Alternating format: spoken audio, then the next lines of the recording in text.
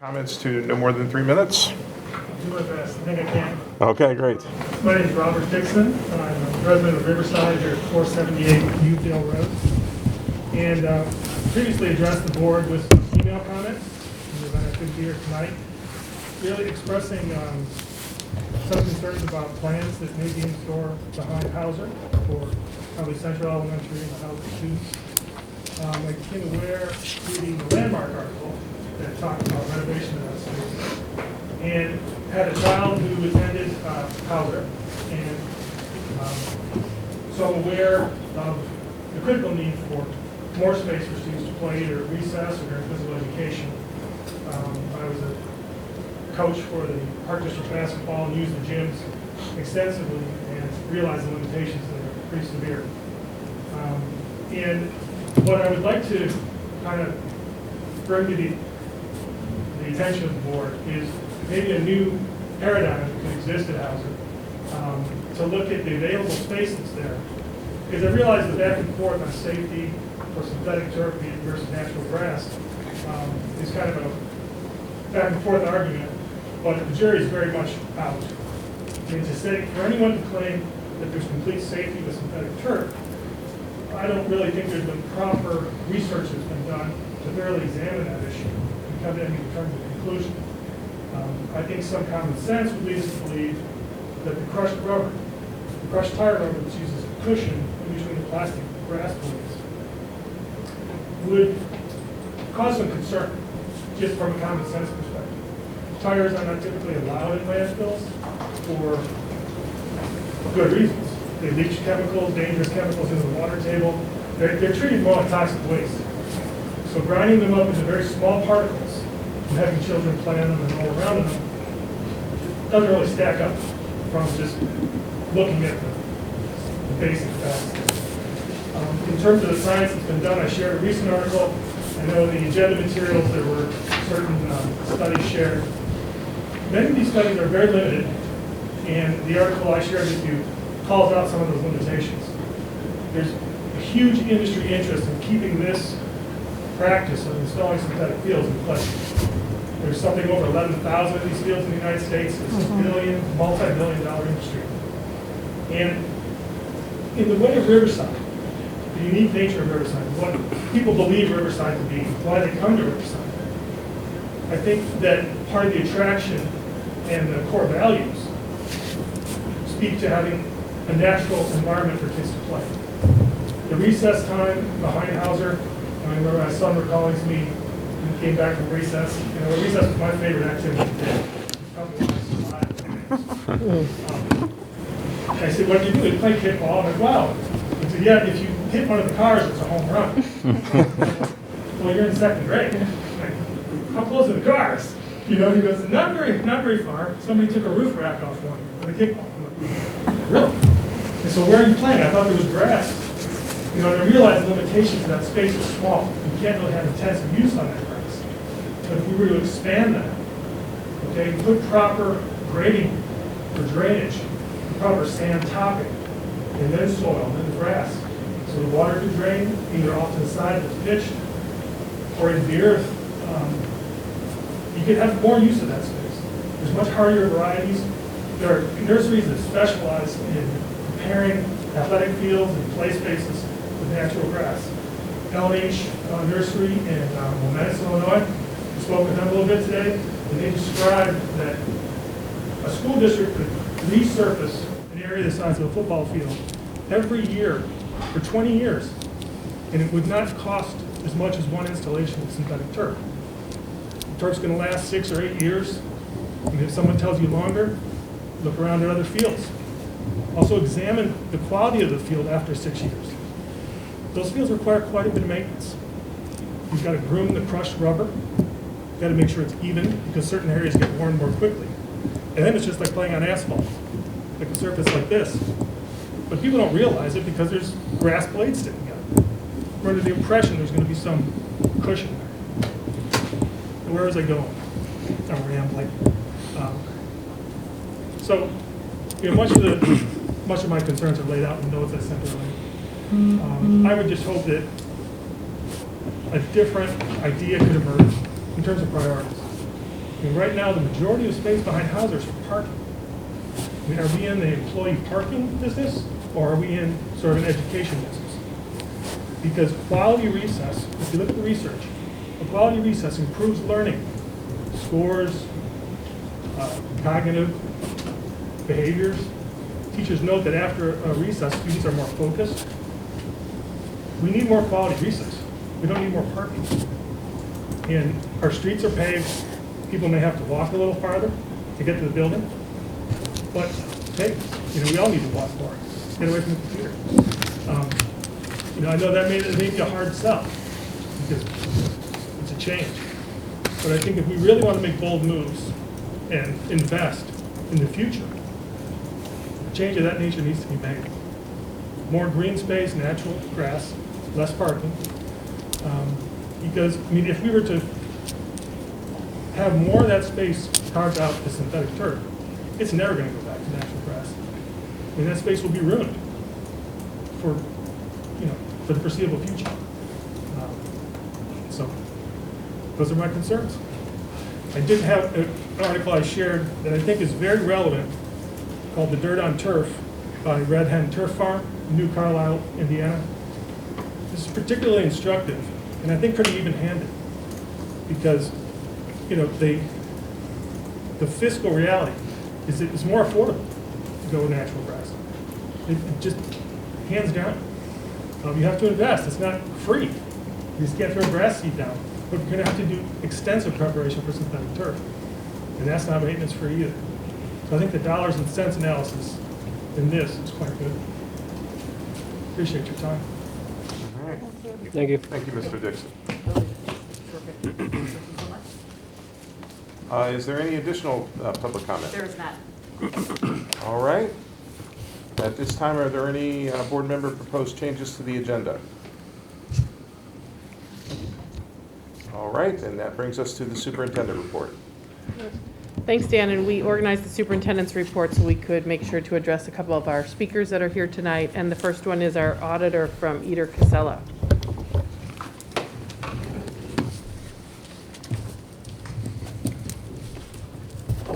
Hi everyone, I'm Kevin Smith with Eder Casella. I'm the partner that's in charge of the audit. Just wanted to come down, give you guys a quick overview of how the audit went this year.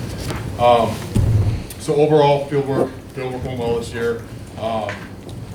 Finance staff got us everything that we needed, no significant issues. We got everything on time in a timely manner. Mahela and Natalia is in charge of the audit that's been for the last few years. They've worked very well together over the last few years, so they've had a very good working relationship. There was some delay, but that was more due to we had some issues with the TCO that deleted some entries from past years. So there was some time required to go back, figure out what those were, to fix those types of things, get those things ready. This also was the first time you guys had a single audit, at least in the time that we've done the audit. So it's been the first time in a long time, if not the first time that you guys have ever been involved in one. Also with that single audit, it's related to federal funds. The major program, which is you pick a certain program that needs to be tested based on the dollar amounts. For you guys this year, the main program tested had to do with ESSER funds, which is COVID money. With those being new, there was a compliance supplement update that came out. That update didn't come out until mid-December. So that was another reason for delay. We just waited for that to come out to make sure that we tested all the necessary compliance procedures as well. So overall, for the audit itself, there was no management letter in the current year. So as far as going through internal controls, the entries we did have to make are routine accrual entries that are made on an annual basis. So nothing that we found there that was any significant concern that needed to be communicated in a management letter. As far as the report itself, new accounting standards this year. GASB 84 is related to fiduciary activities. That had to do with your guys' activity funds. Those were all brought onto the books and brought onto the general fund as regular district funds, as opposed to a fiduciary fund where it was shown separately in a separate financial statement. So you will see on note 14 in the report that there was a prior period adjustment in order to address this and bring those onto the books. Future years, which is actually FY22, GASB 87 is going to come into play. That's going to be leases. That's essentially going to be operating leases where you have a right to use an asset. are now going to be treated similar to capital leases. So in the past, when you guys have had a capital lease for something you were going to purchase in the end of a lease term, it would get capitalized just like a fixed asset and depreciated over time. Operating leases were basically, you just had the right to use it, you weren't going to buy it, it wasn't capitalized. That's going to change with this GASB. It's essentially you're going to have an asset on the books and you're going to amortize it over time over the lease term. So similar to a capital lease, but that'll be a change as well. Some specific financial highlights that we always like to go over as far as where things ended. Your guys' total fund balance for the year ended at just under $23 million. This is on page 19 of the report if you're following along at all. It was a decrease of a little over $7 million from the prior year, which obviously was expected with the large capital outlay expenses you had with the construction project. So nothing of concern there. More specific funds, the ed fund ended at about $14.5 million, or a little less than 8 months of current year expenditures. This is up from about 4 months last year. Last year, if you guys remember, you made a large transfer to the capital projects fund in order to fund these capital projects you guys were doing. So that's starting to build back up a little bit. It's in a good spot. The O&M fund ended at about $1.5 million, or a little over 7.5 months of expense. Debt service ended at just about $50,000, but makes sense. You guys are coming to the end of your debt. As of now, you guys have already made your last debt payment, so you guys are debt-free as of right now, which for a school district is pretty rare. That's always good. Transportation fund, about $3.8 million, which is about 10 years of current year expense. This is a little, kind of take that number with a grain of salt. Obviously with COVID and things going on, current year expenses are down. If you were to look at kind of a normal year of your transportation expenses, you're probably at about 5.5 years. So overall though, that fund is getting a little high. So unless you guys have some significant planned purchases in there, some things you can consider is considering reallocating the levy. You guys did do some of that this year, but also expenses decreased further due to the COVID stuff. So it's just something to watch. The IMRF fund ended at about $1.1 million, about a year and a half. This was also getting high last year, but you guys did a reallocation of levy, spent it down a little bit, so that's in a good spot. Capital projects at about $900K. Obviously, that got spent down considerably this year with the projects. Finally, tort fund ended at about $1 million. Again, this is high at about 7 years of current year expense. So you guys have been spending it down. You've been reallocating the levy, things like that. So just continue to do things like that and spend that down as well. Overall, obviously the funds all seem to be in good shape. You guys are in a good spot. As noted in the debt service fund, all in their debt discussion, that all the funds seem to be in good shape. Your financial profile in the AFR is also estimated to be at 4, which is at a recognition designation. So that's always something everyone likes to look at on the AFR. So that's a good spot as well. Government-wide then, so these are the statements you guys aren't used to looking at on a regular basis. That's when you bring in your fixed assets and debt and things like that. Your guys' ending net position there was at about $43.3 million, which is about a $2.8 million increase over the prior year. That's on page 15 of the report. What I always like to tell you is go to page 20 then. That gives you a good reconciliation of the differences between the fund financials and the statement of net position, and why those numbers are so different. Mainly, it usually has to do with the differences. For example, you guys had a lot of capital outlay this year, so a lot of expenses that drove down the funds. When you get to the government-wide statement, those get taken off as expenditures. They get capitalized as fixed assets. So you guys had a ton of expenses that are fixed assets this year, so those all get taken off. And then you also usually have a lot of differences due to the pension liability, such as IMRF, TRS, the OPEBs, things like that. But page 20 gives you a good breakdown of what all those differences are and why those numbers differ like they do. So overall footnotes wise then, not going to see a lot of difference. Basically it's updated for current year numbers.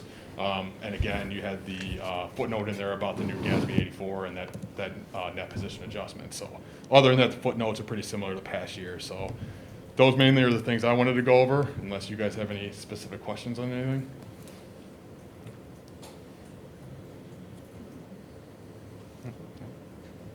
Thank you. Okay. All right. Thanks so much. Thank you guys. Thanks.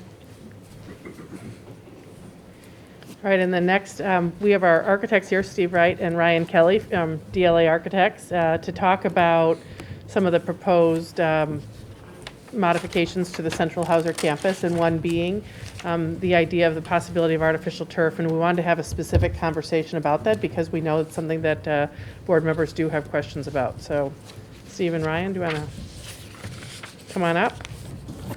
Good evening, everyone. I'm Ryan Kelly with DLA Architects. So just wanted to share some information. We had shared several independent reports and studies that have been shared with us from our consultants about turf fields. Mr. Dixon is correct. There's other studies out there. Our consultants have provided us with some studies that support the idea that the crumb rubber infill is not a health risk. At this time that it's necessarily inconclusive. That being said, we've been through this discussion with other districts of, do you look at crumb rubber? Is it a health risk? What other alternative infill materials are there? There are some, if turf is a consideration. Those do come at a little bit of a higher cost, but that's certainly something that can be considered. If we're looking at turf versus grass, that is an option as well, and I know that's important to Riverside. The reality of that is it doesn't drain the same. The usability is usually about 30% of what you would get from turf, so that's something to consider as well. Either of the products have a maintenance requirement and a cost associated with that. So what we're here to do is provide some studies, again, independent studies, and really just open this up for conversation. Happy to answer any questions, if there are any. Can you describe some of the alternatives? Sure. If we look at the base alternative, it's an olive core crushed core, and it's a 3-layer system. So it's sand on the bottom, the middle layer is sand and olive core, and then the top layer would be what they call a cool play, which is a manufactured rubber, essentially. It's not a tire or recycled infill. So that would be really the base layer. Then you look at really virgin materials that are also a rubber that give some cushion, but again, they're not recycled. It'd be similar to an EPDM roof membrane. So again, it's virgin materials. There aren't necessarily the carcinogens that are in tires, but again, those would be some of the primary options that we'd be looking at. So as far as natural materials are concerned, cork is one option. It does not hold down in place as well as an olive core. Olive core has a little bit more weight to it, so that would be our recommendation. Would that be with the same artificial blades of grass, just with a different fill? Is that what you're saying? I'm sorry, say that again? So the alternatives that you're saying are the alternate fill, but not, it would, am I right that you're It's still suggesting artificial it would turf. still say Yeah, have so the it's still same plastic blades, but Correct. with different fill? Correct.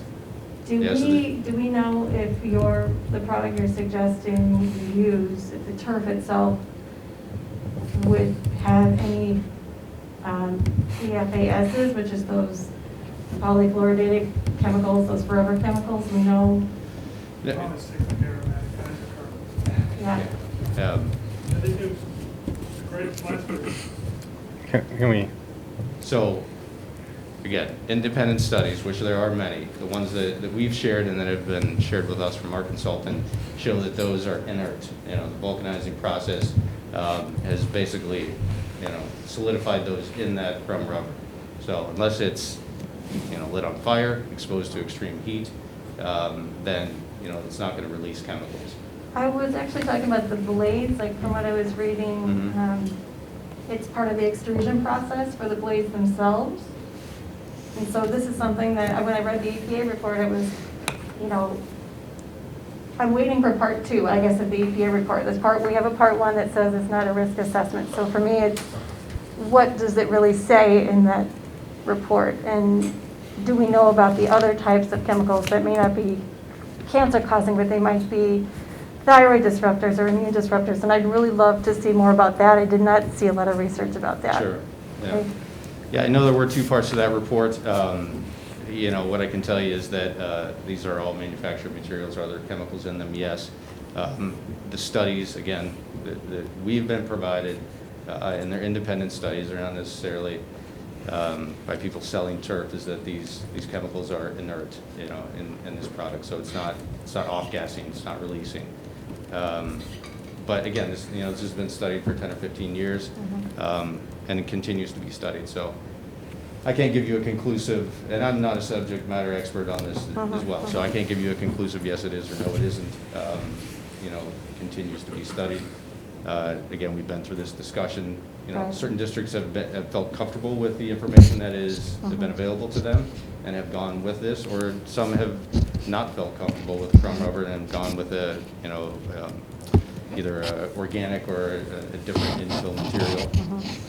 And others have felt that, you know, natural grass is, you know, the way to go, and they're willing to make that sacrifice of use. Yeah, no, there's a lot of reading. I read 400 pages I know, of it's these. a lot- it's I a really lot to did read read. them. I think the hard thing for me is just to figure out what is it really, what is an acceptable risk. Sure. So, thank you.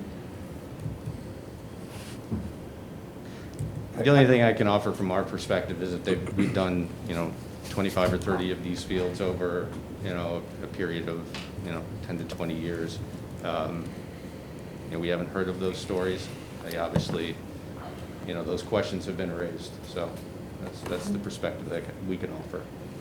How many, I was just curious, of the fields that you've done, how often do they get rebuilt? Like, what's the average lifespan of the turf wearing down, or It does wear down. substrate problems, or, you know? It depends on the type of field. So Okay. if you're talking a football field, that gets a lot of, Right. you know, wear and tear. Baseball fields are different in that they get wear and tear at second base, you know, where they're sliding. The one that we look at for Central Hauser, it'd be more of a recreational field, and there's 2 softball fields and a soccer field. So we wouldn't think that there'd be as much maintenance, but the high traffic areas, 2 to 5 years, those areas can come in, be cut out, and be replaced. There is maintenance infill that needs to be groomed and put into that field on a regular basis. So that is something to consider. If you compare the maintenance costs of grass and turf, short-term turf is much less expensive in terms of the maintenance. Grass is more, but obviously each have their own maintenance that are required. Right, if you have to replace the whole thing, it's several $100,000, correct? And there's the cost difference. So Right, you're looking right. at a higher upfront cost, you know, for your return on investment and your return on being able to use the field Right, right. for a greater percentage of the year. Mhm. Yeah. So I think you said that the difference between the turf and a field was, what, 30%? A field, the natural grass has 30%. I'm just wondering how you arrive at that, or what does that mean exactly? It just means that, you know, with a natural grass field that's drained, typically, you know, about 30% of the year, you're going to get use out of it. I mean, obviously, there's many factors. You know, I can't tell you that exactly 30% Central Hauser is going to be able to get used, but that's typically what we've seen and what we've heard. Due to poor weather conditions and things like that? Due to poor weather Okay. conditions, due to rain, you know, snow. I mean, you can plow off a turf field and use it. You can't do that to natural grass. Wow, snow, you mean? Yes. Okay. So, I think you answered part of the question in terms of maintenance. It sounded like after 5 or 6 years, certain sections that wear down can be cut out and replaced. Is there an overall, though, end of life? No, I mean, it does not have an end of life. It can always be, you know, maintained, and, you know, high traffic areas can be cut out and continue to be used. Well, I think I saw there was an example for RB where they replaced theirs after 8 years. Yeah, I think that was a unique situation where I think the infill, and that wasn't my project, but from what I understand, the infill was not put down properly, And that's why they had to come out and redo that turf field. So that was a unique, I think that was a default in the installation process, not an end-of-life situation for the product. So in terms of drainage or setting up the area, the land, would that be essentially the same or pretty similar for a natural versus a turf? It would be similar, but it would be not quite the same. I mean, the turf field would require quite a bit more drainage. There's a little bit more cost. You'd be connecting to a storm. Your natural grass, there would be some drainage in there, stone, but not as much. Not as much. Obviously, you've got to have a certain base to grow that grass and keep that maintained.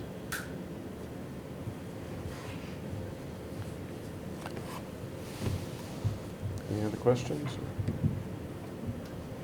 I don't have a question regarding the turf versus the grass. But I just want to make sure, like, putting this conversation into the appropriate context right now. Maybe I'm looking at you, Joel, as the facilities committee chair.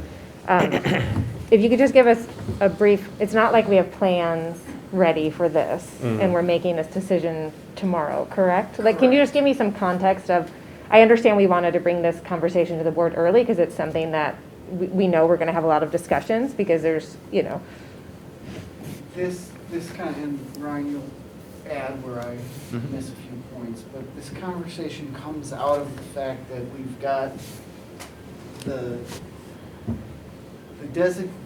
deficiency in the back campus of Central Hauser Right. is the fact that we have a current grass field that is generally unusable during certain seasons, specifically wet. And the goal was always to create something that could be used more consistently throughout basically the warmer months. right. And so artificial turf is an option to make something more usable. Now, I don't know that we've totally, we're still looking at the options. And that's where this comes out. That's kind of what I just is want to make what sure are we're our- putting this in context of, And is, like, I'm sorry, I was No, just going to please. add that, and as we plan for phase one, that was from Right. the approved master plan, these are the things that we're looking at, and these Okay. are why we're bringing up these conversations now. As we start to engineer that area, there are two different routes that we could Okay. take. So that's, I think, why we're Okay. having this conversation. yeah, that's why I just wanted to make sure we're tying it back to, because, forgive me, with COVID, it feels like it was a long time since we've talked about this at the board table.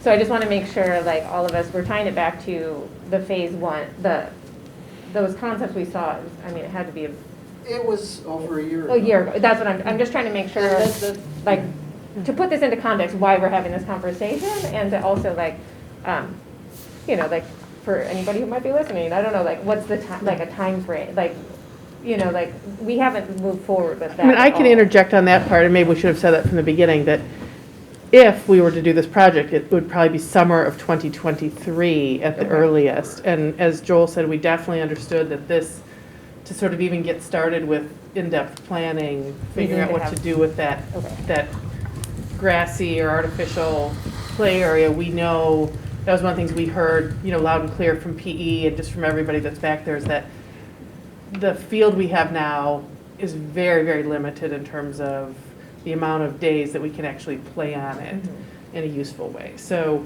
the goal is to just improve play areas in the back of Central Hauser for both Central and Hauser students. Hauser, it's more outdoor PE. Central, it's the recess activities. We know we'd like to improve our separation of play and parking. So all of that, and they've been very preliminary conversations so far. Facilities Advisory Committee has had some conversations. We've been talking to DLA really, and before this, as you know, we talked to Lakota, the landscape architects, and then the traffic engineers also from Walt Hamilton. So it's trying to bring together a lot of pieces and figure out what is the best, overall plan for that space. Thank you. I just wanted to make sure we had a little context to the conversation so that we. Can I ask Yeah. a question from maybe Joel or Martha? I'm not sure. Has the district ever looked into consulting about upgrading the current grass field to better product or substrate for drainage better, you know? I don't know if that has actually happened, and I think if we went with grass, then we would still want to expand the green space for use. Mhm. Right, so I feel like we. We want it right, consistent, Right, and we've because had right some now it's kinda conversations, like half. what would it take, right? What kind, I think, Sharon, to your Yeah, point, what kind of upgrades would it take? I to don't make- remember ever seeing a consultant being brought Yeah. in or someone that actually is a professional in that area to give us an upgraded talk about what that would involve, or is it possible, and what do professional people do with grass that make it playable on a much more lengthy basis? I don't know. So I don't remember seeing one. I just think maybe it'd be nice to hear. I think part of it is that with hard use, which is what you have when you've got gym class out there 5 days a week, it's very different than a professional stadium that has natural grass. Yeah, And so I'm not saying we have that's to be some of the professional challenges baseball that- players. I'm just saying, there must be schools out there that have a workable surface, and maybe we have yet to properly look at the drainage or the setup that we have. I would just be interested in someone Well, telling me I about mean, that. that so. certainly is an option. I mean, the grass, you know, Yeah. it's, each have their own pros and cons. You Of know, course. grass is one option that we've looked at, you know, we've developed, or I think Ramesh has developed some budgets for those. Mhm. There would be an under drainage system, you know, a different makeup of that, Right. you know, that soil section. It comes with a different maintenance requirement, Right. different maintenance costs, you know. Mhm, it's- mhm. No, I So just. it's definitely still an option. Do we have a that we're drainage exploring. concept there right now? These are things that I don't know, or is it just soil? You know, I would love to know these things about how it's designed right now, and do we even have a concept for drainage? Or is it just that it rolls off into the street, you know? Right now, Or it puddles in this one place and we get a muddy puddle, you know? Yeah, right now, I don't think it's ideally drained, and so that is, Yeah. no matter what, this project You'd have to drain would, it. if implemented, provide much better drainage Right. to make it work. But that's, as Linda kind of indicated, that's where we're starting Mhm, from. right. It's a site that's half asphalt, half grass, the grass is unusable for a significant. Well, and the asphalt runs off the water where it goes into the grass too, so it's a, you know, a double-edged sword. You've got them working against each other, so, yeah. Thanks. But I personally would love to hear about, is there anything we could do that would just upgrade what we have? We just have such few natural materials that the kids are interacting with to begin with. It would be interesting for me to hear that personally. And perhaps bringing it back to the superintendent's facilities committee with, and I'm suggesting this without having to run it past Martha, so with the Hauser teachers and getting better ideas on what their intended use is, would give us more perspective. Yeah, I mean, I think absolutely, and it's been, you know, to sort of everybody's point, and certainly want to hear if there's other feedback as well. We started with Hauser teachers, you know, and really the, sort of the quick complaint is the limited use. You know, we certainly hear that there are ways that we could expand use, make it better than what it is. We know that it's really quite problematic in the shape that it's in now. But certainly, I think that's why we want to start this conversation here tonight, is that if the board is interested in hearing more about kind of the higher quality grasses with improved drainage, et cetera, like none of that is sort of off the table, so to speak. We're really trying to explore. Clearly, there's a goal that we want some play area that's not blacktop for children back there. And play area for children that's not blacktop that could be used the day of a rain or the day after a rain. You know, I mean, so that's the thing that comes up, is that the number of days really is very, very limited because it gets so muddy so fast. Although I'm going to go and say something kind of strange, but I sort of wish we had a muddy place for our kids, not that it has to be the athletic field, because that prevents their kind of competition, but that we really did let the kids interact with puddles and, you know, they bring the right equipment and the right boots. And it just seems like my daughter was like, wow, I had 10 minutes of math break today, and she walked around the park. None of my daughters have I ever had a playground on their park, except for kindergarten. They've never played on a playground during school hours. So just sometimes I wish maybe we should have a mud pit, not necessarily where the baseball players play, but, are we letting them interact in a way that will enhance their cognitive skills? It's what they're meant to do. So part of me thinks, maybe we should rethink recess. Not that they come drenched, but that we make it a compromise. So I'll get off my play soapbox. But. And I have one more question, though. I think you said you have budgets drawn up, and I know that there are no hard numbers available. Is it possible, though, to express in terms of percent how much grass versus turf installation and maintenance might be? And again, total ballpark and nothing to hold you to there. I mean, I'd really have to defer to Ramesh on those. I mean, we've worked with him on, big picture, this is what we would do. So I'd have to defer to him on those. I mean, generally, it's a bigger upfront cost for turf, and then, your maintenance over time is less. With grass, you've got a lower upfront cost, but then your maintenance is greater over time. So, What does that maintenance encompass? What is it that's just replanting every year, or is it something other than that? Replanting, mowing, fertilizing. I mean, there's a lot of continual maintenance and equipment related to maintaining a playable field. And the reality is the percentage of use is always less than turf. It's just a reality. Do those little fill pieces have to be washed? Because it behaves differently than soil. You know what I'm saying? Is there a process where they actually get cleaned, the fields get cleaned? They get groomed. Yeah, is that But they don't what they're get calling it? Yeah, like clean to per clean. se. You know what I'm saying? Because there are bodily fluids and it just doesn't behave the same. It kind of. I was Sure. wondering, how do they It clean drains, it? it drains through the field. Does it? So But I mean, in the event that it doesn't, I'm just asking because it just behaves so differently. Like, is there a process that they? There was some Maintain it. research on it, I think,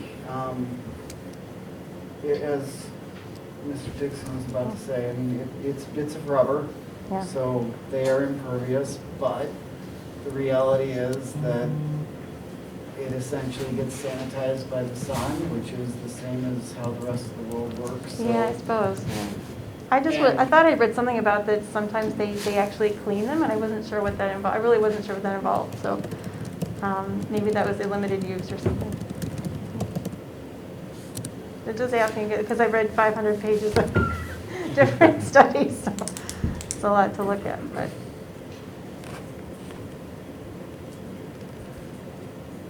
I think the summary is, we still have a fair bit to go in determining this, and I think we'll ask Ramesh to produce some good cost estimates with some of the options that Ryan mentioned, and then just continue to keep the board informed, because the small committee is not making this decision, but is trying to vet information and summarize well for your decision-making. Because this is really the start of the process. Correct. Like, we are not making a decision on this. Today, we are Right, not. right, or even next month. Well, we haven't correct? made a I decision mean, on the project yet. Exactly, that's Right. what I'm saying. I just want to make sure, again, putting it in context, we're not like up against the wall making a decision on this. We're really trying to be very Deliberative. Yeah. Yeah, We and wanted I to think the start reason that it's we wanted out though is that the to start drawings process came and with a. conversation early Right. so we Yeah. can lead to a decision, because without it, we You can't. can't move forward, right. It's just about giving us a pathway for planning this particular project idea, the idea of improving the outdoor play and separating play and parking to a better degree at outside Central Hauser has been complicated, for lack of a better word. So I think starting, one idea was how to improve this play space, for grassy sure. play area, so. For sure. I think it was just hard for me in the beginning too, because the drawings had the turf space written in, and so it was kind of assumption that was what was being recommended. And so I think that's partly why we're here, is that they need to know, because they need to know, do we need a giant drainage plan for that space, obviously, which requires village input and all of that above, so. I think we kind of have to make a decision, but we also need to look at the options at the same time, which is really hard, I think. This But- might be a really dumb question, so forgive me. So say we decide to go with natural grass. are there like extra measures you can do to make it more drainable, or Yeah. like, is there like a super high-end grass setup? Do you know what I mean? Like, I mean, yes, you can make it more drainable. I mean, we would incorporate that to make it drainable as it should be. But maintenance is really going to be the key. So you can buy the highest end grass that you want, and if you don't maintain it, it's not going to live. So the maintenance is really the key, to be set up to maintain. And same with turf. Turf has its own maintenance Yeah. requirements. So to be set up with the equipment, and the understanding, and the training to maintain either.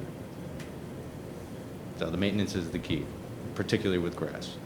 so if we do move forward and we say we're going with grass, we're still going to be addressing the drainage issues. It's not like we're just going Totally, to be. no. Correct. Yeah, so that's Right. all a part of, And to be perfectly honest, once we touch that, we will be, construct yeah. an improvement there, we will be in for a penny, in for a pound, we will be under Village of Riverside Yeah. and Right. water reclamation, Right. drainage requirements that will then have to be addressed. Right. Yeah.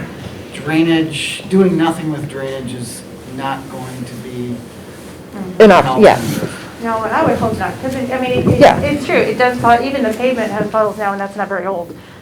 So regardless of what we do, I'm sure the village will require something. Yeah. I just- And obviously, but it needs to be functional, so, yeah. Do we know at this point what the drainage requirements, how the drainage requirements differ between a natural grass versus a turf field? Like, is that a standard, or is that kind of, does that depend on the rest of the design? It does. It looks at the entire site. So, yeah, I mean, it's not one clear answer, Yeah. A or B. Because if we have more just green space in general, we probably, and less asphalt, then that's going to Yeah, change. in general, Yeah. you know, Yes. pervious is better than impervious in Right. the eyes of MWRD and the village. Yeah. Right. So, yeah, I was going to ask that with the drainage, NWRD, is it percentage issues? Is it just a square foot issue that they really look at? Or how much drainage you need, pavement, obviously? It's all about square footage Okay. of impervious, which is, shedding water Right. versus things Like that the can pavement, absorb yeah. water, and then they have different assessments of what the materials are. And Well, I you know we saw had these that talks at- right here, didn't we? Yeah. About You Ames. saw that Yeah. in Yeah. Ames, Yeah, where parking lot. a Right. portion of the lot is just pure asphalt, Right. and then another portion is pervious pavers, which give us a credit in MWRD's Right. eyes, and then even, I can't quite remember how the play space worked out as well. Right. And we got a large stone detention area Yeah, underneath that. remember we put with something the large into engineered that. wood fiber. Right, So that all was a credit in the eyes of the MWRD. right, okay. Yeah. It seems like it's gotten even more stringent over the years because of the flooding issues. Am I wrong, or is that? No, you are correct. Okay. Yes, both the village and the MWRD. Yeah, thank you. And the village is currently looking at considering various options on how to even assess the idea of stormwater. So Okay. that timeline is undetermined at this point, but that's another, our timeline will not fit with whatever the village decides, but Okay. that'll be another consideration. Hmm. So I think to Linda's point, this is purely just information Yeah. about artificial turf. We still need to figure out what the design is, how much space, what all that cost, like all that kind of stuff. So this is Mhm. purely just a Q&A session for us to understand more about artificial turf. Yes, starting a conversation, giving people an opportunity in the community to weigh in Yeah. and hear more Yeah. from the designers, and yes. Because I also Summarized have it better read the than I did. 1,000 pages. The 1,000 pages, yeah, and I do appreciate the research. I mean, I I'd rather do, have yeah. something like those things to read than not. Oh, for sure, yeah. It's just like, it's a lot, so I'm trying to keep up too and make sure that I read. That was good information, though. Yeah, it was, Appreciate it was. Definitely very good information. So should we move on to our next update, which is related to COVID? Thanks for your time. Thanks, Ryan. Thanks. Ryan. Thank you. Can I just interject?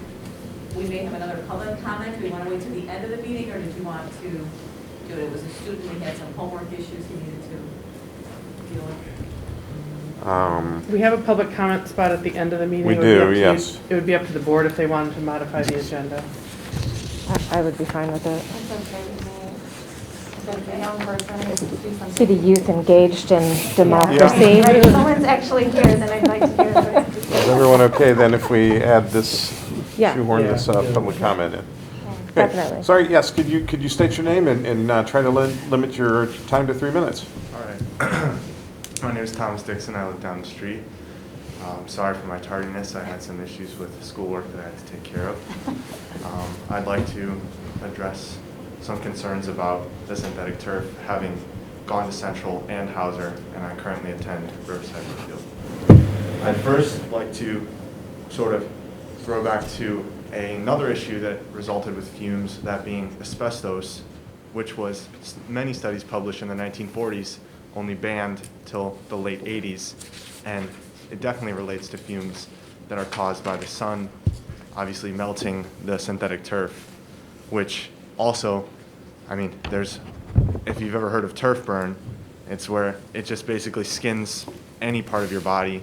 Blood, sweat, tears, all need to be cleaned extensively, and they are cleaned using biocides, which are, again, melted by the sun. Fumes can be inhaled, and the pellets can be crushed up, inhaled, and it's bad, detrimental to the lungs of small children. And another issue with the synthetic turf would definitely be the injuries, those being concussions, knee injuries, ankle injuries. The NFL Players Association found that a 28% higher rate of injuries occurred, those injuries being non-contact injuries, mostly resulting in the knees and ankle area. I think that would be an awful situation for young students to deal with, considering grass is infinitely more acceptable and better off for the lives of the students who don't need to deal with non-contact foot and knee injuries when they're trying to get through middle school and elementary school. And they don't want to have to deal with lung problems for the rest of their lives after inhaling little pellets and just basically bathing in the blood and sweat of their peers in a giant Band-Aid. Thank you for your time. Thank you. Thank you. All right, I'll continue on with the superintendent's report. So each month I've been updating you on the status of COVID, which feels somehow more complicated this month as I try to provide an update.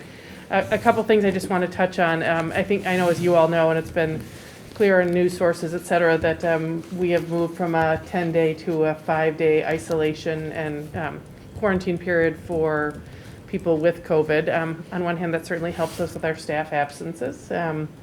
So I guess we consider that good news. Obviously, when people return after the 5 days, we are required to be very strict with our masking and our social distancing, which is something we're already doing. I also wanted to share information about our saliva screening. I know as we look at just a little bit of variation in the participation rates, one thing it's important to remind all of you that students are really, and staff too now, not supposed to do a saliva screening if they've had COVID for 90 days. There's the concept that they would continue to test positive. If students are, or even staff are participating and they continue to get COVID, of course, our nurses have the records of that COVID positivity. So it's not that we're sending children home. Hopefully, again, I mean, I know we've now learned too that you can get COVID more than once, and certainly if somebody's symptomatic and actually does have COVID, again, that's a different issue. I know it's really been very much a national, state, and local news story about just staff absences overall. I just want to appreciate the great work that our staff continues to do as we sort of forge ahead through what feels like another interesting twist and turn of the pandemic. We have certainly had staff absences due to COVID, particularly since the holiday break. But we are, that has actually already trended down now a bit, and I believe Governor Pritzker shared today that maybe we've seen the peak of the Omicron surge. Let's hope that's true. But again, just want to acknowledge that's a challenge for us, but it's a challenge that we've been able to meet. We're fortunate, whether it's been paraprofessionals, certified subs, and other specialists that have been able to kind of be, take on different duties for a given day or series of days to ensure that all of our classrooms have had certified staff in front of our students, teaching our students lessons. So we're fortunate, but I knock on wood as I say that, given that I know these are truly challenging times, and every time I say that, I just want to thank our entire staff. I know I've shared the story of our, custodial team rushing in to set up our very socially distanced lunches, and our nurses, we told them over winter break we needed them to take a break. They mostly did, but not entirely. So again, the COVID notifications, the communications they're having with families, again, just very, very significant challenges, and just a tremendous staff doing what needs to get done to continue, as I say, to keep students in and keep COVID out, right? I mean, that's our goal. That's been our goal all along. And again, current challenges because of Omicron certainly is part of all of that. So I don't know if the board has particular questions just about how we are managing right now through this particular wave. But again, I think things are overall going well. But again, this is probably not what anybody wanted or anticipated back just a couple months ago. We thought we were maybe heading out of this. And looking around, we have upgraded, provided all of our staff members with a new KN95 mask. Actually one, and then we now have, I think, another 2,000 that were ordered or have come in already. So again, just as staff may need more, we'll have more of a supply for those too. The only question I have was, I was checking the District 96 metrics from the saliva screening, and the Hauser Central numbers were kind of late. Is that just a lab lateness that sometimes they go into Saturday because they're tested on Thursday? Sometimes they have gone into Saturday. Yeah. The first week they were pretty good. I mean, the commitment is a 24-hour notification. Right. There have been a couple different times over the course of really this entire year where sometimes our reports have come in a bit later. I figured it was just backed up or something. Yeah. Yeah, mostly they've been pretty good, but it's not always 24 hours. Yeah, no, they've been really, really good. It was like that. That's why it stood out, because they've always been so timely. So I was just wondering. Yeah, it would even appear to me that they've hired maybe more staff. Okay. I was at Central Hauser last week, and the team set up over at Hauser, team set up over at Central. Again, it's interesting how routine it has become for everybody, right? That this is something you watch children come up and they get their tube and they go and they do their produce their saliva sample. And again, 2 years ago or 2.5 years ago, we'd have never thought that's something we would be asking children to do in school. So our children have been great, staff have been great. I mean, I think the resiliency and the tenacity that everyone just has to continue to address the challenges that are presented. I'm just proud of them. They've been so good about wearing their masks. Even waiting in line outside, you see them when you drop them off. And the little ones, I'm really proud of them. It's not an easy thing for a child to have something right on their face, and so it's thanks to the parents too for making that possible. Absolutely. Yeah, no, I'd like to, I mean, the staff have been, I mean, this is definitely unprecedented times across, I mean, especially Omicron making it very unique. But, I mean, the staff has, I mean, been great. I really appreciate that. I did have a question, though, that I wanted to bring up, and I know we've talked about, is that I know when some people are out, we're not requiring, when they're isolated, we're not requiring them to be tested when they come back.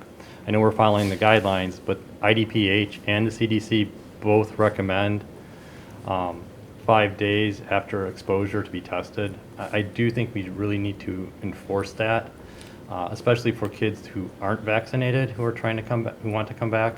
I mean, those are the guidelines, and especially seeing that we do the testing at school, I do think we need to make sure that that is part of the letter that goes out to parents.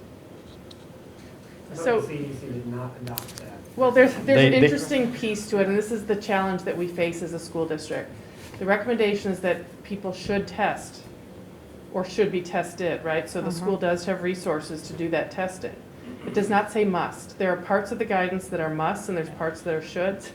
And I don't know, Pam, if you have other, I know this is an ongoing conversation we've had with our nurses. I'd hate to put you on the spot, but if you have other comments you can share.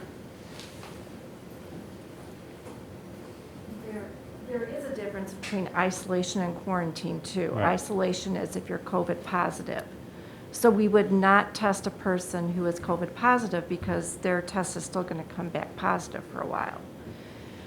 Quarantine is a different situation. That means that you've been exposed and you're in quarantine. The guidance does say should, but and we can encourage that, but it's pretty difficult to hold people to it if it's just should and it's not mandated. Well, particularly I think if the person has remained completely asymptomatic. So these are challenges. that we face every day, and we have very strong legal consultation. We have a really strong nursing team. We have ongoing conversations with the Department of Public Health. But yes, we do everything we can to persuade families to help us make these decisions that are going to keep our schools as safe as possible. But there are challenges within that I just want to No, and mention. I understand that. I mean, I just would think that we should, because I do find it, I have to say personally, somewhat difficult to accept that a family wouldn't get their child tested in order to keep the school safe. If we're like arguing or debating over should or must, I just think families who, especially if they're not vaccinated, really should, and I would say must, get tested. Now, I know it's sort of debating what is the definition of it, but I just really do feel that. I mean, we're doing this for the safety of the kids. We're doing the safety of their school body. And so, while that has always been the guidance by the CDC, to like get tested, I don't know any place who says that you've been exposed that you should not get tested. Should.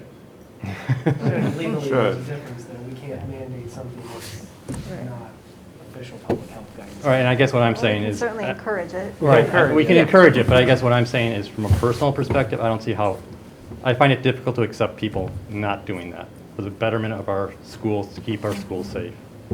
Yeah. And I appreciate that, and I think some of those comments also just help everybody understand how really challenging the role of a school nurse is right now too. So Oh, no. should is something, and our nurses, I think, are very persuasive. I know some of you as parents have talked directly to our nurses, perhaps on a number of occasions. I think they're doing an outstanding job. They are in a very challenging situation. The thing I will remind people, just remind the board knows this, but for the community to know, is we are fortunate as a school district that we have a very good supply of tests. So we have, the Binex quick tests that were provided to us by the Department of Public Health. We still have a decent supply of those. And then our saliva testing that we have running in the district 3 days a week. And we now ordered additional materials so we could test on those off days for individual cases as needed. So again, if a family is thinking that they're taking our valuable resources, we would, very much want for them to test in order to ensure that the school is as safe as possible. And the nurses do offer those options to you. Yeah. That's what I was going to ask. Right. Are they welcome to come Yes. to, or to make a call and say, we just can't afford the test, or we can't find them, my store is out, is that something Yeah, they we could do? actually encourage them to come by another building that is having testing that day and get the test Great. sample. Yeah, our nurses have facilitated drive-up testing for symptomatic individuals or Oh, close that's very contacts. nice. And again, I think have really gone out of their way for that. Right. But Yeah. I appreciate the comments, and there's certainly challenges in all of it. And Pam, thank you. On the other side of that, is SHIELD, so you made the comment that it's recommended that you don't participate, but our participation numbers are still pretty high. I was kind of expecting that to drop off, and I wasn't sure if that was, like, how SHIELD was executing that. Like, are they trying to track people that have tested positive to prevent them, or ask us to, and then how are we doing I think it's the that? children themselves or Okay. the nurses that know. And, we've talked a lot over the course of the year about, because most children do participate, we didn't want there to be a stigma if you Yeah. weren't participating.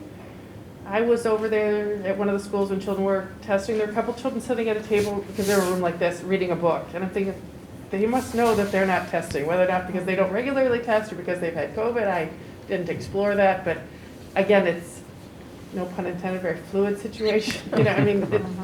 And if a child who's had COVID comes back with a positive test, the nurse is going to look at that report, and it's the Okay. nurses that receive that report and make the contact with the family, and they're going to know, like, wait, this child was just COVID positive 2 weeks ago. Yeah. This is, they probably shouldn't have done the testing.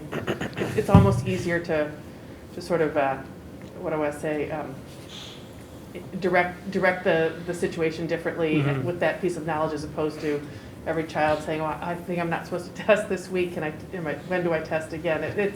It's getting a bit confusing probably for some children. Yeah, and have we had any issues where somebody that was already positive has come back positive on a test if they do take it? Yeah, okay. Okay. I was going to ask if parents then had to opt out to ensure that they would not be tested within those 90 days? Like maybe when they get the letter indicating, you know, you're positive, this is the date you return, and if you are participating in saliva screening, we encourage you to opt out at And this actually, time. Shield's advice is different. Shield's advice is keep them in. Okay. Keep them in the system, and just know that they don't participate right now. They don't produce a sample right now. They don't get in line. They, you know, I mean, there's just sort of It's an like almost an policed differently, informal yeah. way. Yeah. I know that opt-out process too, it's forms for parents to fill out, Mm-hmm. and it might be confusing for the family, am I in, am I out? And Yeah. then I fill it out again, and then we're Yeah, in to get again. back in. and No, then- it's good to know No, this, that's because a I good thought question. perhaps the only way you could not be tested is if you officially opted out, but there are other ways Right. in which to ensure children who have been positive that were opted in, just don't test. Just don't test, just don't give Right. us a sample that Oh, day, that's a you really good know, question. and whether or not they're teachers, the nurses, the parents direct them. But yeah, Shield's advice was don't keep changing your roster. You know, keep your roster, and, And identify any yeah, yeah. outliers, right? So are those numbers, those participation numbers, our roster then? You have actual participation numbers too, David, I believe. Oh, those are, okay. Yeah, it's called the participation report. I didn't know if it was part of the, if that was like the roster of kids who were taking it, or, Mine's not opening for me just to double check that for you, but. Oh, yeah, I see what you're saying, Dave. I mean, that would make sense. That's why the number, because we have, just looking at Ames, because it's at the top, 349 are participating. That just means they opted in, not that they actually took the test this week, Yeah. right? Is that what you're asking? Yeah, that's what I'm- Yeah, no, and that makes more sense, because I was looking at this as, this is the number of people that tested. Right. This is just the number of people that are opted in or Mhm. opted out. Right. Yeah, okay. So this percentage isn't going to drop, because if you're in unless you opted out, Right. unless somebody sends in an opt-out, so, okay. So I can't use that the way I thought it was. I The noticed difference is last year we kept talking, remember we talked a fair amount about the number that had consented but they Yeah. weren't participating? Right. And that was because it was the at-home sample. And so with it in school, if you're in, unless you're being directed by your teacher, the nurse, or Yeah. your parent, or yourself, right, to not Not do produce a it, yeah. sample, that is really the roster information there. Yeah, no, thank you, David. I totally misread that, so.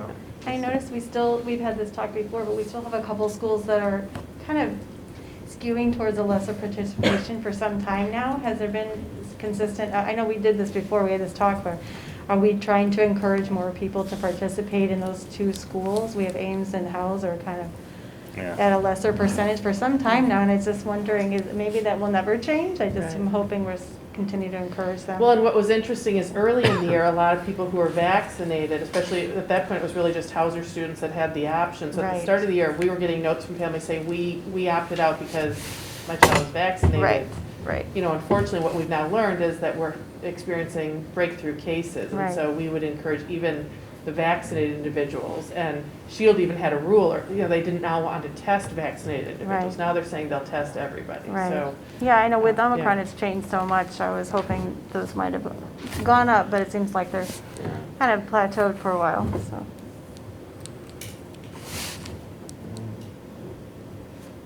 any other questions about that? No. The only other piece of the superintendent's report, just quickly, is we are scheduling our kindergarten information night and registration night for March 9th. It was virtual last year, it's going to be virtual this year. We actually got really good feedback on the virtual presentation. Families were able to watch it on their own time, their own schedule. Obviously with kindergarten registration, we know their parents have young children. So we will do that again because of COVID, but also because it's a model that we learned worked pretty well for us. I did postpone it a week from what is typical for us. We usually do it the first week of March, so I know families have already been calling the district office with some expectation about when is that. We postponed it 1 week just because we do anticipate that during the month of February, both at the COW meeting and at the regular board meeting, the board will be looking at the possibility of full-day kindergarten from an informational perspective at the COW and then from a decision-making perspective at the February board meeting. And we did know that we needed some extra time if we need to change any materials. We've taken a look at the presentation. We've taken a look at our parent handbook. We have a kindergarten handbook. There's a few places in some of our different documents that speak to a half-day program, and we would need time to revise that if that's the direction we go. So I think that's genius though, because if you have a 5-year-old, What's that? I think it's genius though to hold the virtual, because you need a babysitter if you want to go to that meeting. Right. You're not going to bring your little kid. I just think that's very kind kind of one of those things that you happened upon that's just such a nice thing for families to be able to watch on their own. Right, we may decide this is something that should stay virtual, right, even post-pandemic, so. We got good feedback, and we were able to also, I think our EL teachers were pleased about ability to make translation, et cetera. So there are a number of factors that came into play there, and our goal is certainly to provide information to people about kindergarten, but also to really start the registration process so that we can start to understand our enrollment for the coming year. And that's the superintendent's report. All right. Thank you, Martha. All right, so that moves us to the consent agenda. Can the board secretary read tonight's consent agenda? Tonight's consent agenda includes meetings of previous minutes from the special meeting committee, the whole meeting December 1st, 2021, the regular business meeting of December 15th, 2021, minutes of the closed session from that meeting, December 15th, 2021, personnel report as presented, payables pre-list as of December 31st, 2021, payables pre-list as of January 19th, 2021, the MTSS contract, which is renewal for the school year 2022, and our review of closed session minutes of the previous 6 months, which we are electing to remain closed. All right. Is there a motion to approve the consent agenda as presented? So moved. Second. All right.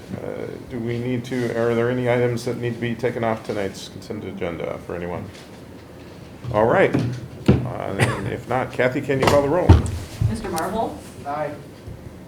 Mr. Barsadi? Aye. Mr. Muirhead? Aye. Ms. Gunn? Aye. Ms. Clyber? Aye. Ms. Murphy? Aye. And Mr. Hunt? Aye. Motion passes. Next then is the Riverside Education Council. No. Nothing from them tonight, okay. Then next is board member comments.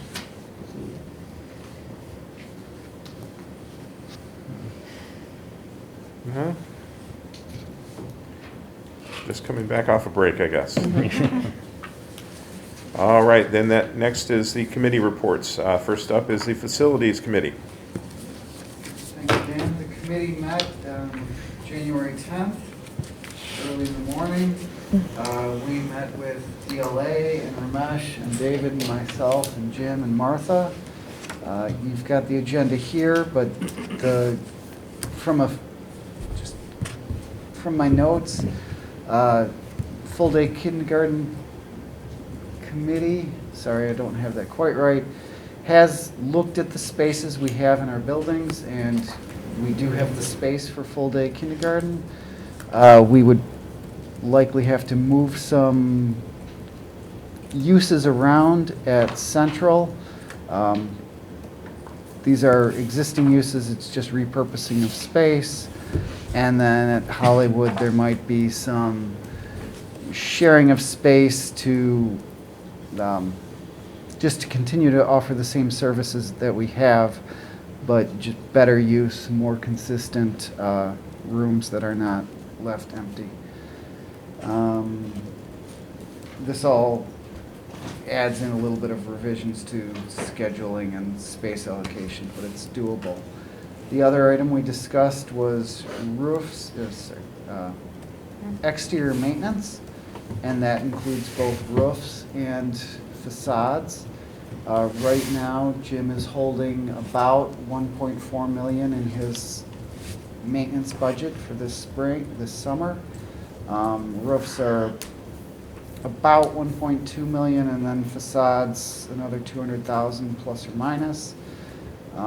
With the buildings, it's typical maintenance activities, repairs. This includes things like tuck pointing, repairing lintels, which are the beams that go above the windows, some repair of some wood up near the roofs at Hauser and Central.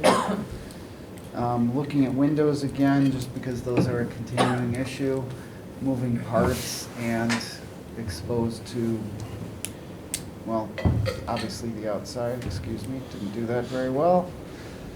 The other item is that DLA has been working on the concept plans, or, sorry, visioning for Blythe. We'll hear a report on that in March, but since DLA is still here, I was wondering, Martha, was DLA going to say anything with regards to that, or you're just here? They weren't, but if there's a question that you want to present to them, Joel? then- Yeah, sorry, I'm not trying to put you on the spot, I just... You were interviewing staff, getting your ideas about...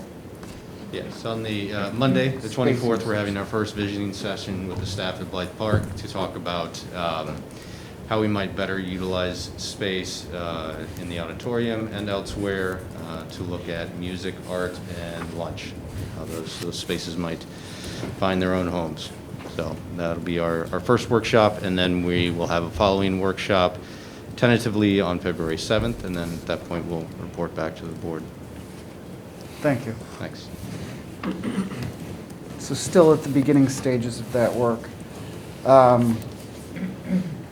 The other thing is that we've had some discussion, there are some exterior repairs at Central that would hopefully be incorporated into a future plan, but, actually, that we originally hoped that work could be incorporated into a future plan.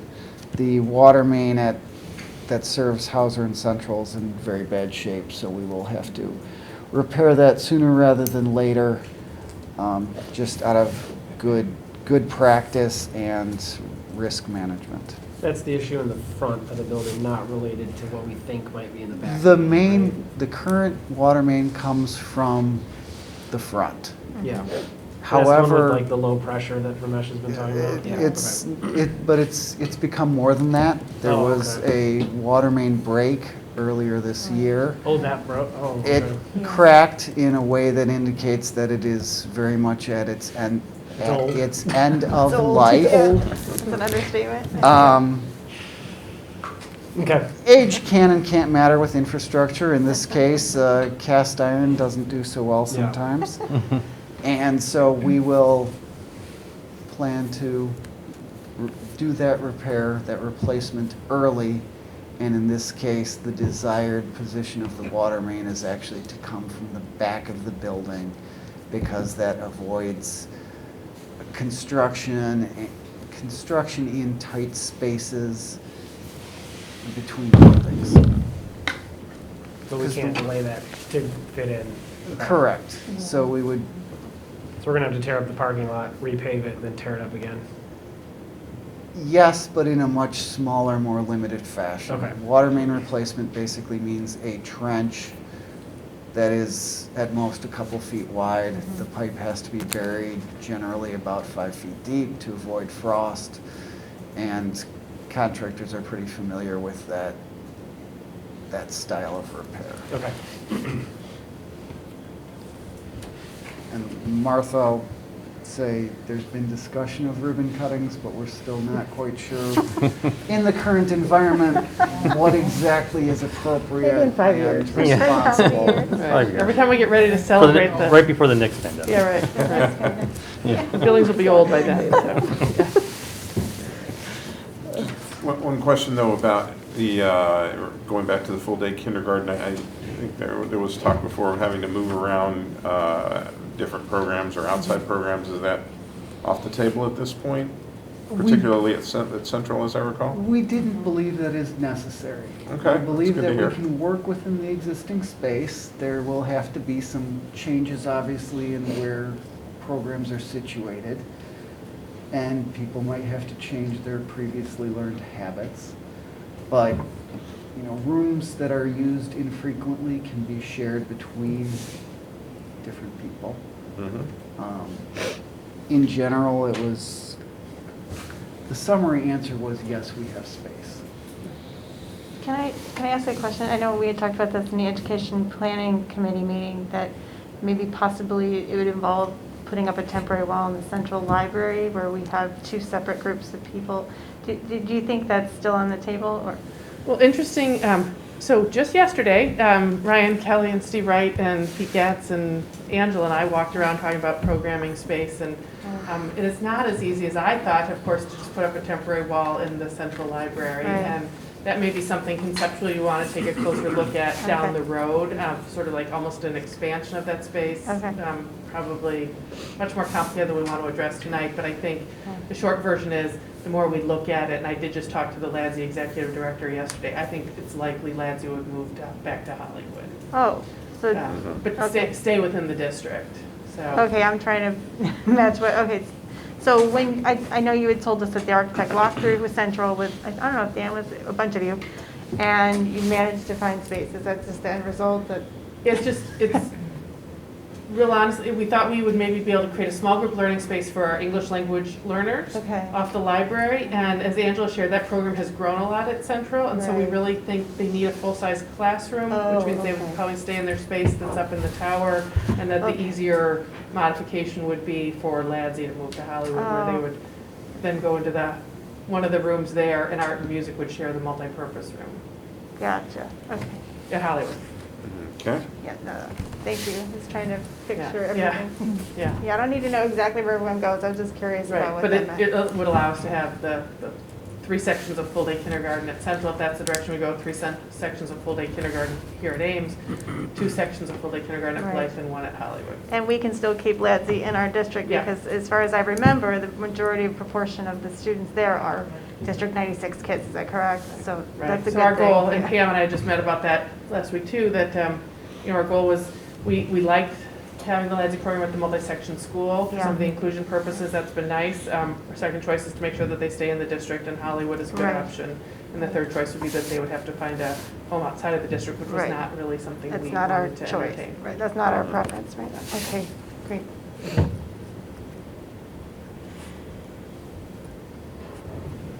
All right. Thanks, Joel. Next up is the Personnel Committee. So Martha and myself, actually Martha and I met previously and decided we wanted to bring David in on the conversation for kind of a combined, along with Jim, to talk about a couple different things that, personnel issues like adding to staff, which has a budgetary impact to it. So just wanted to have that conversation with him directly. So we met yesterday, talked through the instructional coaching background, the memo that's in here, which I thought was written really well, kind of gave like a really nice, concise overview of what Martha and I had previously been talking about around instructional coaching. And then also we talked about just some of the financial impacts of the additional staff needed for full-day kindergarten in preparation for the committee update around the educational component of it. So I think we should have all the pieces by next meeting to really talk about that decision that's upcoming. And I think that was it. And then we like, a lot of it was budget projections the other day, which I know, I think Jim's still working on kind of putting that story together, but he's run a number of different scenarios on the various costs and a lot of the projects that Joel was talking about, the new maintenance things from the facility advisory committee, things like that. So I think we should have a pretty good dialogue going forward. But I think for tonight, really the main focus is probably just this instructional coaching idea that Martha's been thinking about. So I'll pass it over to you to kind of talk through how you plan on using that. So we'll get into more detail at the February COW meeting, but just as Wesley said, and really I think it says all the committees kind of interrelate here, finance and education and personnel, that we are talking about, and we've been talking about this, if we go with full-day kindergarten, it would be 4 additional full-time kindergarten teachers. It would be 3 additional specialist teachers to accommodate the kindergarten needs, but also the emerging, growing 2 sections at Blythe Park. Then in addition, we've added this idea, the more we've really considered both the wonderful work that Sarah Hickey, our current instructional coach, is doing, as well as just the needs of teachers and how to embed professional development within the school day and support teachers with really having sort of best instructional strategies. Having an additional coach is something that we're all very interested in as a leadership team. Talked about doing that in a cost-neutral way by maybe reducing 2 permanent subs.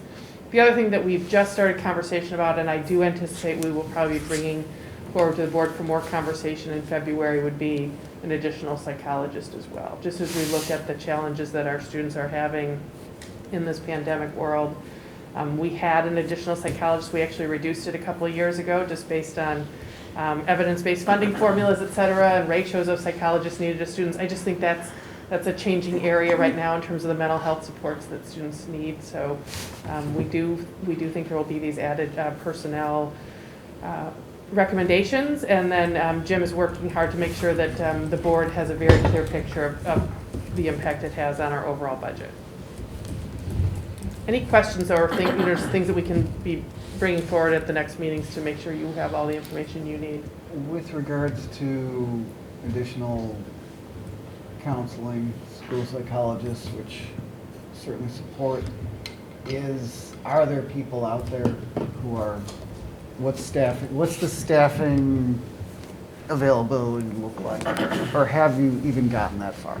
I mean, it's a great question. It's why we want to bring this to the board in February so that we can really be what I would say is out relatively early in terms of our job postings if we go in that direction.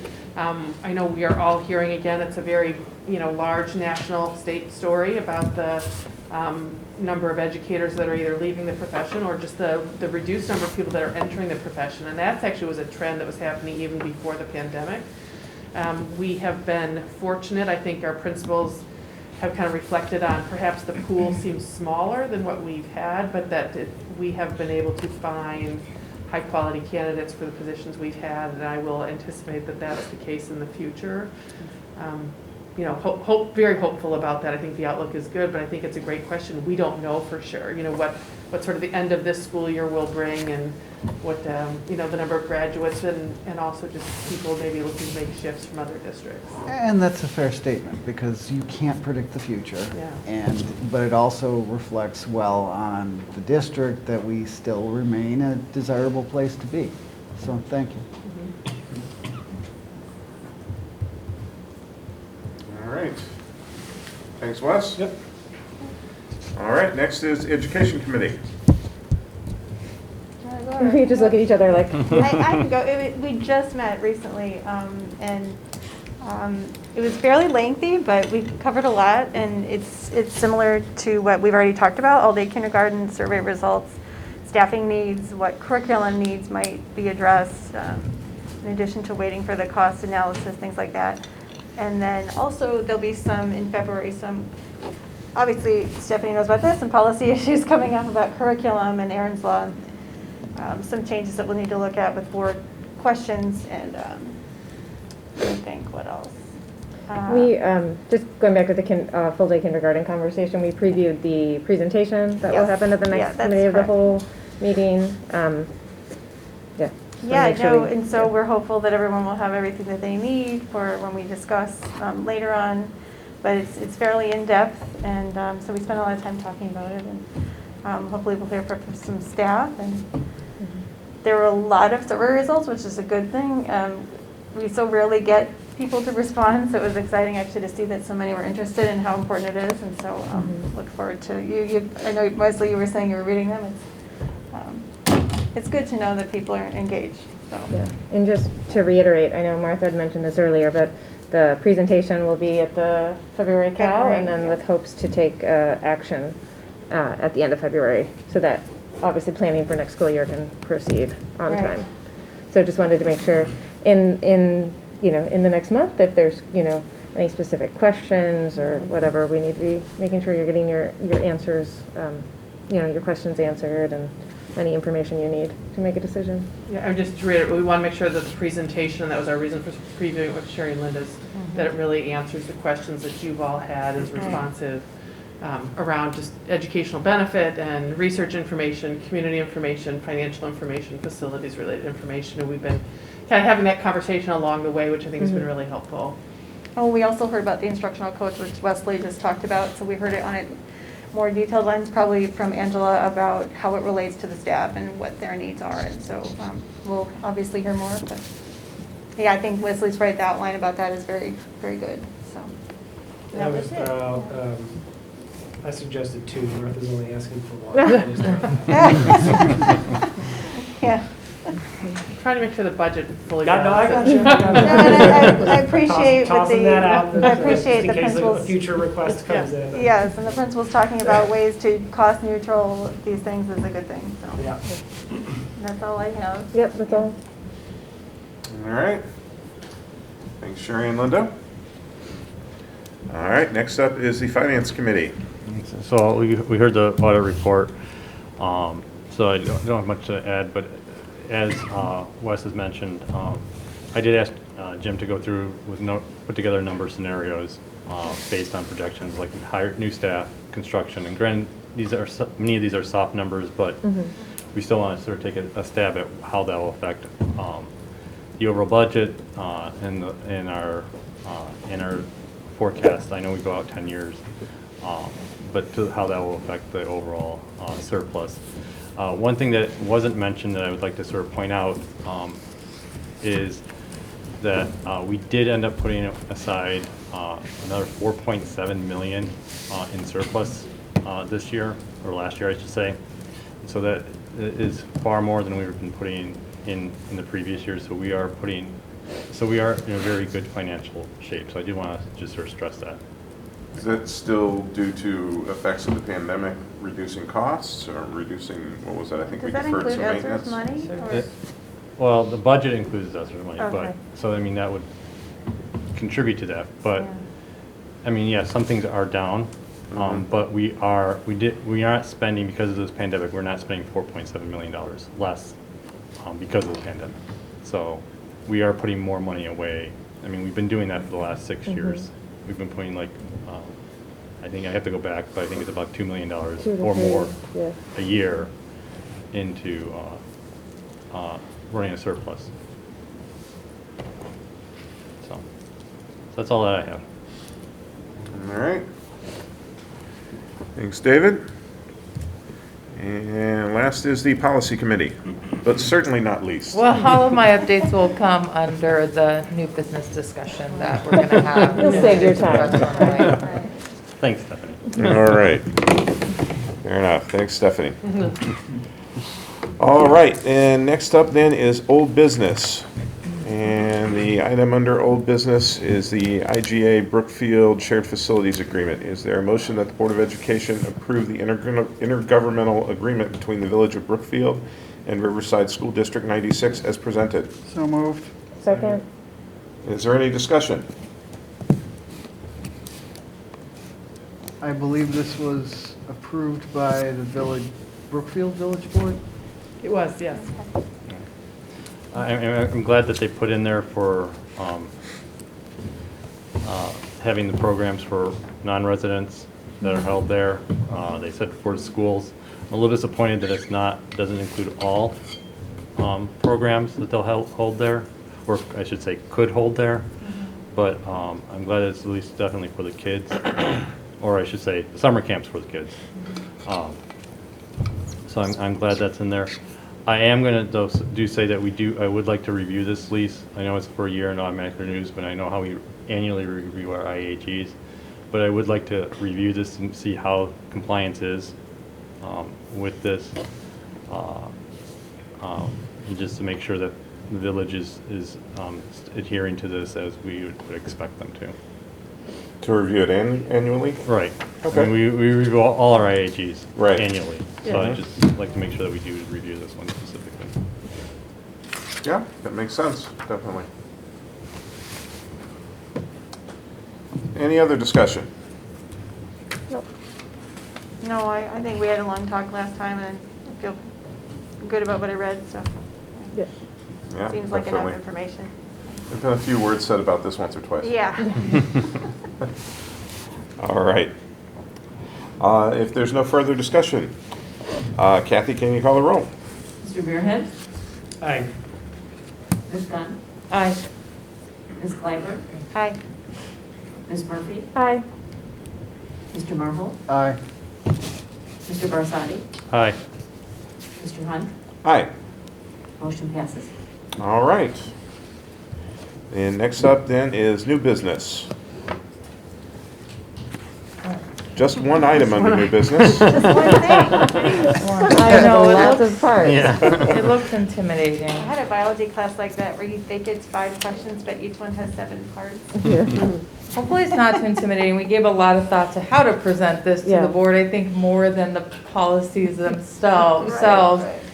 We spent more time thinking through just the organizational piece and how we were going to bring these forward for discussion, and a reminder, of course, the first reading. So what we decided was to examine the policies that fell under sections 2 through 5. So that includes those related to, school board, general school administration, operational services, and personnel.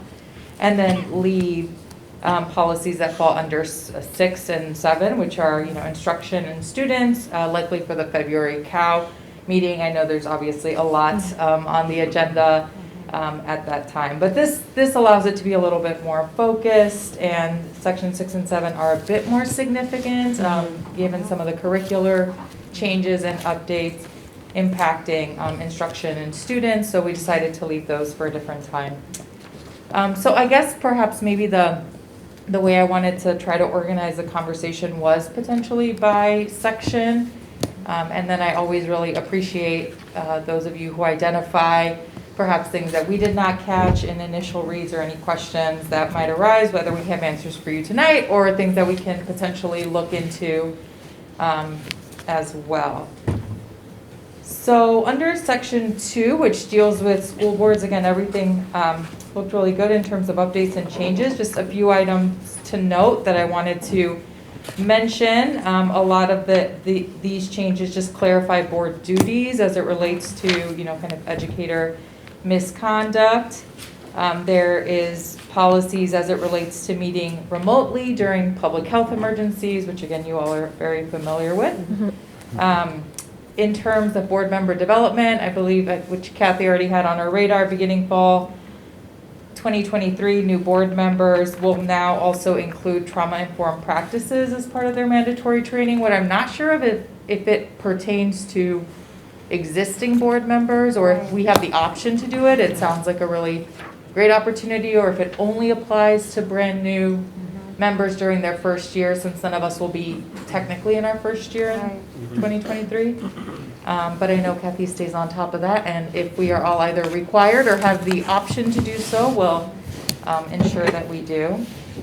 So that for any new board member will now become part of all of the, the fiduciary ones, the Open Meetings Act, et cetera. We'll include that as well.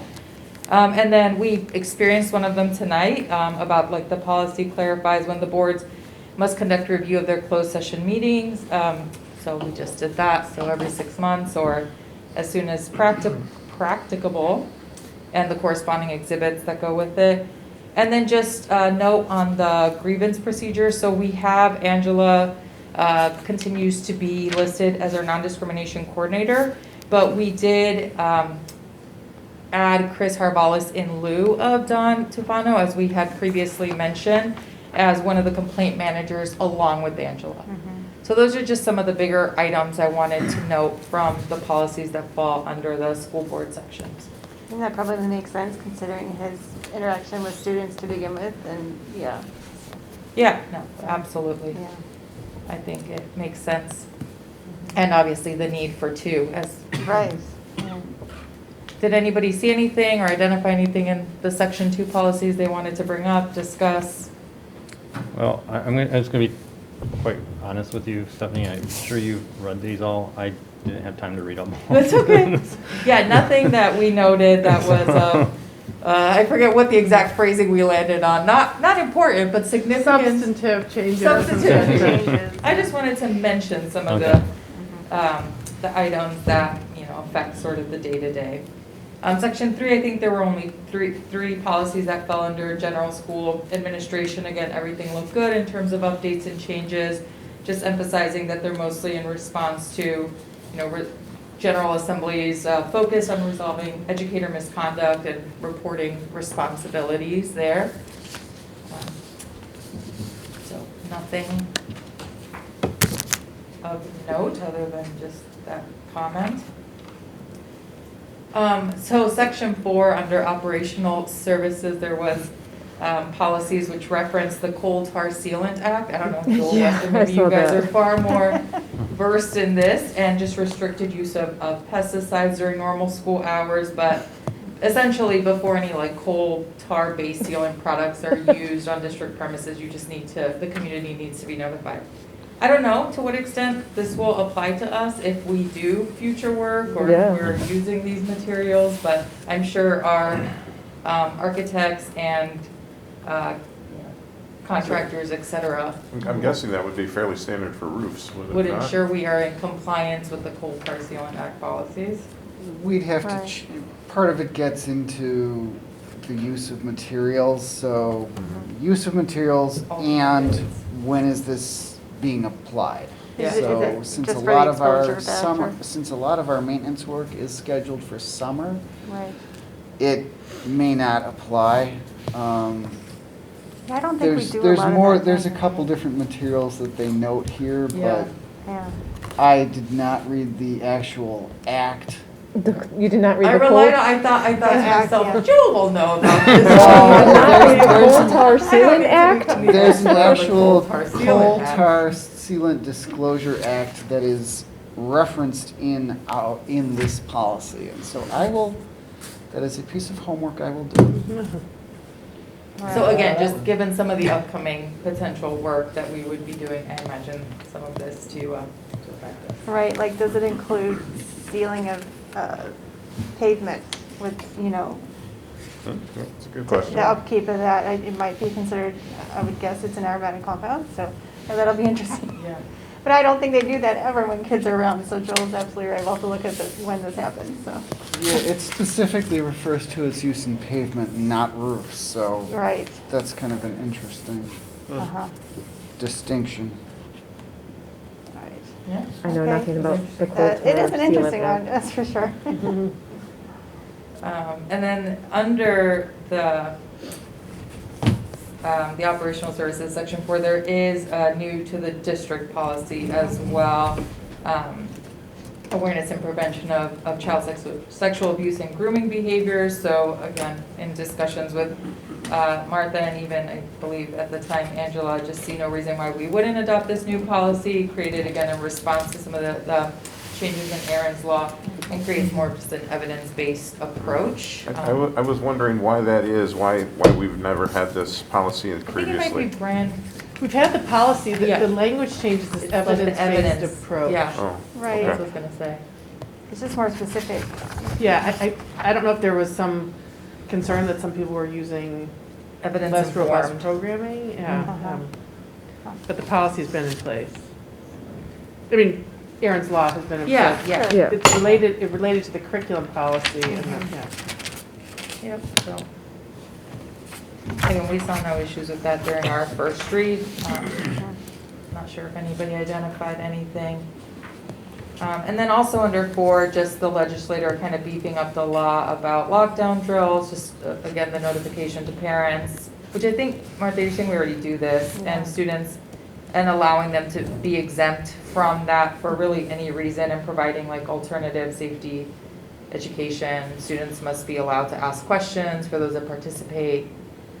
But I think it just kind of beefed up some of the language on lockdown. Yeah, I think it kind of heightened some of the concern that had been out there about lockdown drills, interestingly, because that drill requires you to sort of cluster in close proximity. That's been something that's been done more through verbal discussion with kids and why you would Yeah. do something, Yeah. so again, maybe a good change because of the pandemic right now, but gives us just, I think, just a little more heightened sensitivity with that one, with the new No, language. yeah, I mean, they certainly do get put into closets with, it can be mildly traumatic, if you're a 5-year-old, so I could see why the discussion ahead of time is a good thing.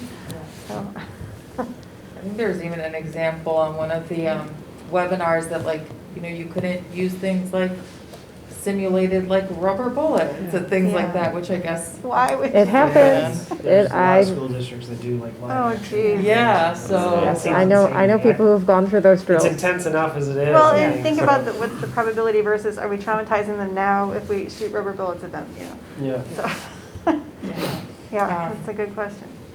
So anybody have anything under the 4th section that they wanted to discuss or of note after your potential first read. I had one more, I think it was the last one, 4175. I think it notes there's a duty of the board president in regards to background check for the superintendent. Okay. Yeah. So I assume that we'd have to set something up. It's not some, I assume maybe something already exists, but somehow the board president needs to be involved in that. Right, what it would do is what I would envision, I don't envision this with me, Dan, at all, but that like the HR person would have a responsibility, like, Yeah. right now, she has a responsibility to share with me if there's a finding. As it relates to the superintendent, she would share that with you. Okay. And that one So- too, I think, also technically comes back into like qualifications, term, and duties of board officers. So the board elects a president, and then it expands kind of the duties of the president to include ensuring that the fingerprint-based criminal history is completed for the superintendent. So it's that same issue you just brought up also appears in the second section. So it's laid out. Well, and the teachers get all of that background check, so it just makes sense that people in our buildings are having the same thing done. We ask visitors to be checked for certain things, so. Yeah. It just sounds like then there's nothing the board president has to actively do or pursue, that it just would come back to the board president if there's Right. an issue, I guess. Yeah. Yes, okay. Unless you want to get your fingerprint kit out and get some. Again, and it's laid out now too as. Hey, Martha. You got those fingerprints yet? Yeah, let's see it. I used to actually fingerprint people for FBI background Wow, checks. You have to like cool. roll the thumb. Yeah, you can. You gotta roll the thumb. Yeah. Yeah, back in the day. Anyway. Maybe the board policy chair should do it then. Board policy. Can we change our language? That can be delegated, right? And then just the fifth section related to general and educational personnel. So again, there are two different policies similar to the grievance procedure in section 2 that I indicated. We will replace the contact information for the complaint manager from Don Tofano to Chris Harbalis. So that will be updated in both 510 and 520. There are some changes in law just to FMLA, changing it from 1,250 hours to 1,000 hours. So that's reflected in this as well. Perhaps some of you already knew about that. There's various updates in language to leaves of absence, sick days, vacation holidays, and leaves, including like Juneteenth and Election Day, which you knew about Election Day. I know Juneteenth, there's still some discussion about, obviously it happens over the summer, so not as applicable perhaps to teachers, but what happens like when it falls not on a Monday through Friday, so when it falls on a Saturday, how to address. I think there's still, huh? This year it's on a Saturday, Yeah. so. Yeah, but I think this doesn't go And so it until- won't be Right, it addressed won't by be- a Friday or Monday. For I think the another next 5? year won't be addressed by Friday or Monday. I think it doesn't get addressed till it actually falls on, like a 2020, weekday. whatever. So that would affect summer school then, or potentially, or? it could potentially affect summer school, although that's not what we typically do. I mean, if we were holding Right. summer school during that time frame, but we usually do summer school like in Later. July, later in July and into early August. Yeah, so But for school districts that do it that way, Just- yeah. Okay. to note. And then just some policies which regard, I just mentioned that the FMLA eligibilities and as well as addressing like sick leaves, birth adoption, foster care placement. So those are the main updates under the personnel policies.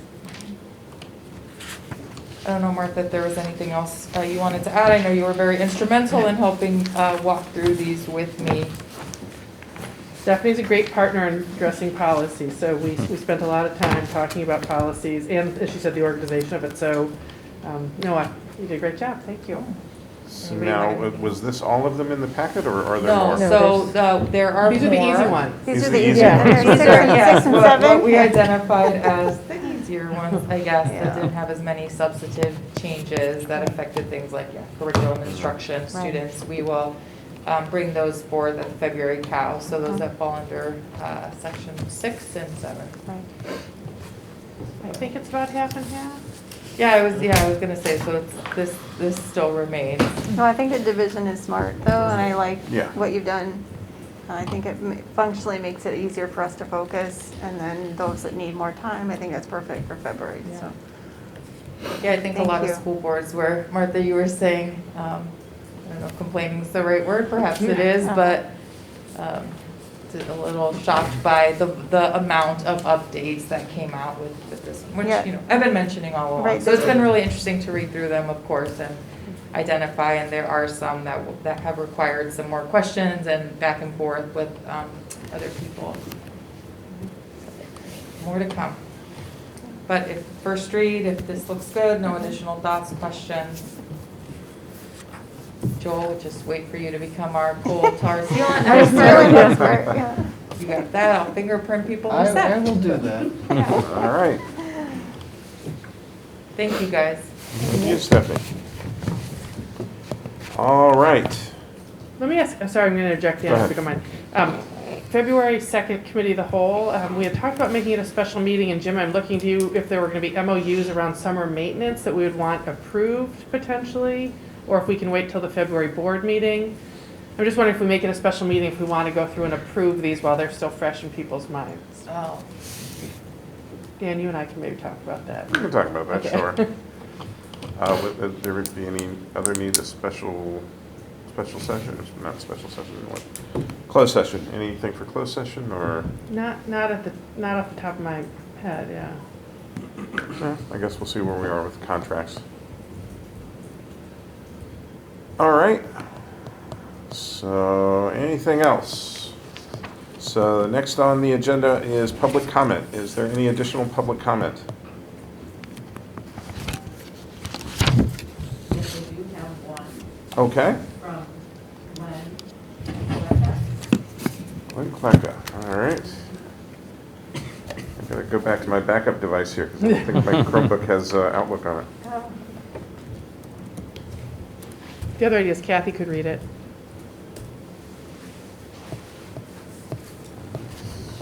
Martha, do you anticipate, I don't think we're anticipating a close for February 2nd, is that correct? Not anticipating, because I typically don't, but Right, just because we have the extended 6:15 on this, on the, what is it, the Okay. 16th? Yeah, just checking. So it's filling out my calendar. All right. I have it, okay.